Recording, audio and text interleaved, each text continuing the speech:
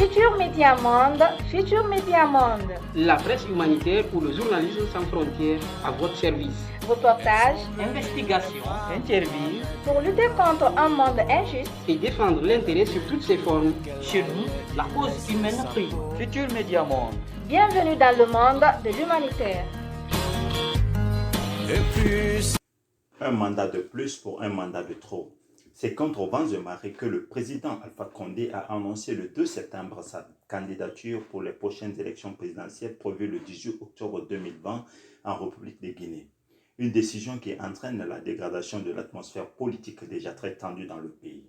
Les partisans du pouvoir se frottent les mains et se disent soulagés, tandis que l'opposition et certaines franges de la société civile réunies au sein du FNDC, Front National pour la Défense de la Constitution, une organisation créée pour empêcher le président de se présenter pour un éventuel troisième mandat, se dit choquée et voit en cette annonce un hold-up électoral et un bafouement du droit constitutionnel. Cependant, à en croire certains constitutionnalistes, la candidature du professeur est bien légale. Cette polémique politico-sociale et juridique est née du fait que Alpha Condé, au terme de son deuxième et dernier mandat, a changé la constitution. La nouvelle, tout comme l'ancienne constitution, limitait le mandat à 2. Mais à en croire ses partisans, le fait d'adopter une nouvelle constitution par voie référendaire le 22 mars 2020 rabat toutes les cartes et ouvre le pays à la 4e République. En acceptant de se porter candidat pour la prochaine consultation présidentielle, donc, c'est un mandat de plus pour un mandat de trop pour Alpha Condé, d'autant que les langues se délirent. Face à ce choix délicat, l'opposition est divisée en deux grands groupes. D'un côté, ceux qui décident de ne pas accompagner Alpha Condé dans ce qu'ils qualifient de mascarade électorale illégale et illégitime, ou encore un simple hold-up électoral. C'est le camp de Sidya Touré de l'UFR et Lansana Kouyaté du PDN parmi les grosses pointures.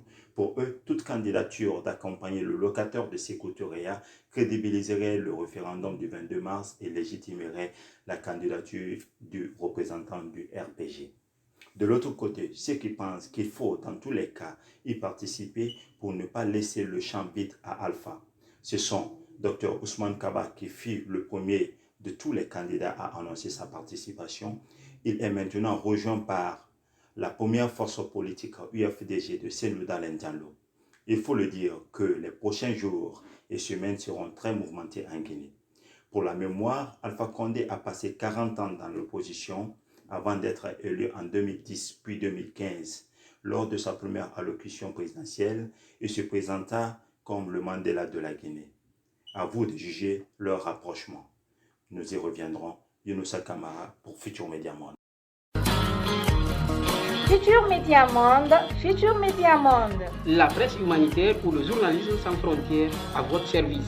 Reportages, Investigations, Interviews. pour lutter contre un monde injuste Et défendre l'intérêt sur toutes ses formes. chez nous, la cause humaine prime. Futur Média Monde. Bienvenue dans le monde de l'humanitaire.